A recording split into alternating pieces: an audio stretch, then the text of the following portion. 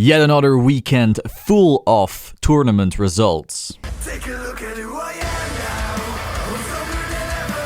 And if you ever doubted me, you should've known better. So once again, we are analyzing the meta by taking a look at the latest results, and so this way you can just make up your own mind about what you think this format is looking like, because I'm just compiling all these results for you, and you get them all in one neat little place. So the first result we have is Standard Springfest Toronto, which happened yesterday. Right now they're playing Premium, so that's for tomorrow's video. I got the top 8 results, so not the top 4, meaning we have 24 clans to look at. However, since this made it so the pie chart had very tiny slices, I had to just compile all the one-offs into an other category. I will be telling you them right now, but they just didn't look very legible when they only had this tiny slice of art. Special thanks to Farouk Barakat and We're Up Cardfight Consulting for these results. In Toronto, we had 6 Murakumo in the top 8. Again, a major result because you are forced into having 3 different clans. The maximum you could have in the top 8 of Murakumos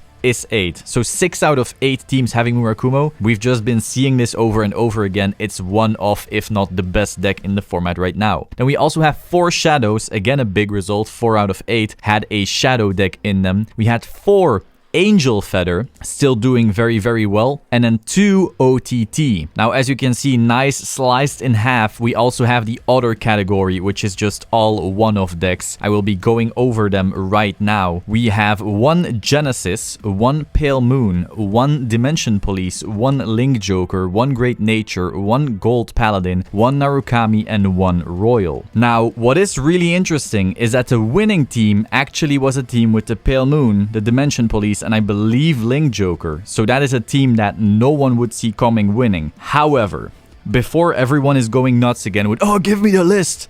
There is no magic list. I don't have the list. And it's not like there's some magic formula that's going to make you win with these clans. I heard from people at the event, and I'm just gonna quote right here because I don't want to give input. I don't know. I wasn't there. That apparently the Pale Moon player was sacking like a god. Again, I'm quoting. Again, with a format like Standard where RNG has a major effect, it's usually best to take some results with a grain of salt, especially when those results are one-offs that don't happen consistently. Despite that though, it's still pretty cool to have a first place team where you have Pale Moon and DP like that. Those are clans people don't think of when they're seeing the meta right now. Then we had the 2-deck gift fee GCS. Now, if you don't know what 2-deck formats are, essentially one really cool invention to combat some of the RNG in Standard is by just having you play more than one game so that random sacking doesn't completely ruin the best players, which does happen very, very often. And so their idea is you have 2 different decks with which you enter and you play both of those decks against other people with 2 decks. This makes it so when we have a top 4, there's actually 8 decks because each player has 2. Now, special thanks to Can You Say G for giving us all the info. We actually have representation numbers, and that's not something we have very often. So when we look at which clans entered,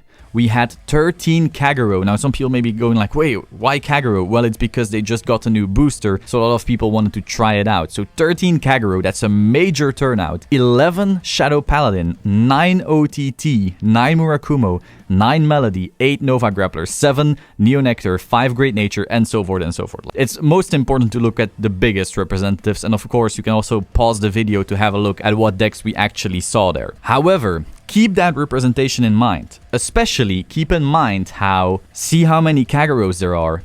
See how, well, many and little melodies there are. You see 9 melodies, it's a pretty big turnout, but it's not one of the major clans. But if you then look at the top 4, yes, every single top 4 player had Bermuda Triangle in its deck setup. Now, I do have to say, there were 4 Highlander decks and 9 Melody decks, so that does put Bermuda representation pretty high. However, only 1 Highlander deck is in top 4 and 3 Melodies. So just overall, the amount of Bermuda that topped this event is staggering. I know when the results first came out, when Bermuda was first introduced into Standard, people were like, oh, it's not that crazy, it's just release week. And it's like, no, it's a really, really strong deck. Get your head out of your ass. It's not the most broken shit, but it is very, very strong. And just as results come out, we see it again and again and again. We have 4 Bermuda, keep in mind 1 Highlander, 3 Melody, 2 OTT, 1 Kagero, which is mind-blowing considering the amount of people actually entered with Kagero,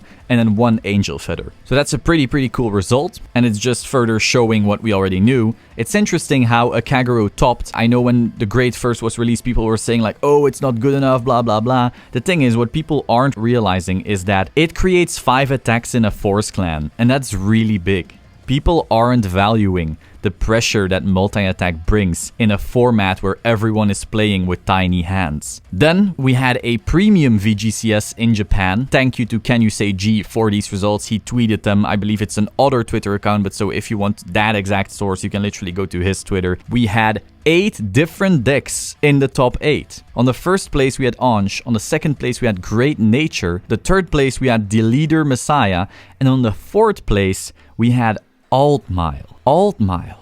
Yeah, it's still pretty good. I mean, Fides is pretty scary, I guess.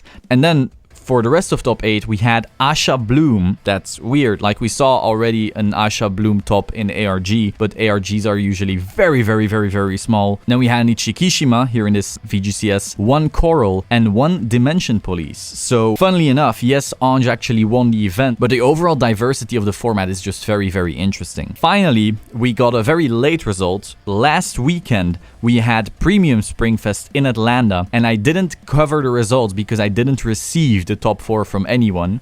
Thanks, guys. But now, special thanks to Jonathan Owens, who actually got me those results, so now we can have a look at them. Again, Team League, so we're gonna have 12 decks for the top 4. We had 4 Nubatama, very big result, but what I was more surprised by was 2 Pale Moon. And interestingly, this is not just Harry, this is the Pale Moon loop. Now, I do have to say, this loop doesn't die to Honolly, but it does die to itself. We've been testing this quite a bit, because obviously I want to make sure that I know what the premium meta is like, and essentially, any deck that can actually push, the Pale Moon loop just falls over. It is so fragile, it is so squishy. They try to keep you at 0 if they can, but that also means they can't swing at you, and so they never ever plus. These builds don't run the starter that makes you plus, they don't have any cards that really build hand. All they do is try to get to the loop, so all the cards in the deck are hoping to get to the loop, and if they get the loop, they will likely win. A Honolly doesn't necessarily stop them, but getting there is so goddamn hard. Like, we've played with this deck is so Jesus fucking Christ fragile. Like, put Ezel against this. Even if Ezel low rolls, Ezel just steamrolls the shit out of this deck. Nubatama crushes it. Great Nature destroys it. Like, every single deck that has the slightest push just ruins it. So at least that's what we found in testing. Sure, 2 results. Cool to see. I like Pale Moon. I like them doing well, but people shouldn't go crazy over this specific deck. It only really beats those tier 2 decks, unless tier 1 decks get extremely unlucky. Then we had 1 Gridora, 1 Luard, 1 Ezel, 1 Ange, 1 Royal Paladin, Blaster deck, Blaster Rush of course, and 1 Spike Brothers. I believe Jonathan, who gave me these results, was the Spike player, so congratulations to you. Overall a cool result, high representation in the tops of Nubatama, and then the interesting double top of the Pale Moon loop. Now currently we also have Toronto Premium being played out. I will be covering these results tomorrow once we get them. This was everything I could collect over the weekend. I hope you found this very interesting. Be sure to pick up your Zero Damage Gaming play mats, actually. You know, I used to be known for plugging mats a lot, and then I stopped doing it, and so I should really do it more. So use the code SAVIOR to get 10% of the mats on the Zero Damage Gaming store, link in the description. Especially the minimal series is really gorgeous with the zones to actually have play zones. And I will see you soon. Ciao.